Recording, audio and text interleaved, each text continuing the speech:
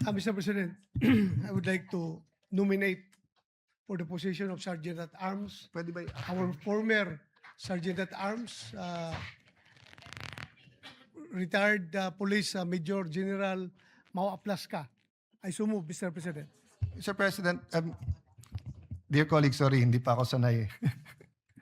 Dear colleagues and Senator Bato, so your nominee is now presently the CA Sergeant of Arms. Yes, Mr. President. With your permission, may I recommend that we have him acting first in both capacities Okay. so that he will maintain muna the CA, then we can talk in the next few days. Yes, Mr. President.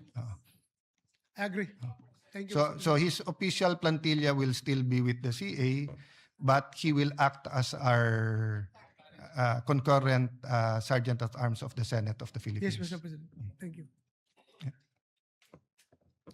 May I move that we close the period of nomination for our designation, Mr. President, of our Sergeant at Arms.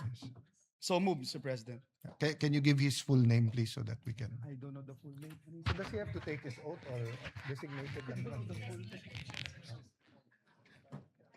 So he'll be acting on his oath under the CA, no? Yeah, just the full name for the record. Police Major... Retired Police Major General Mau Aplaska.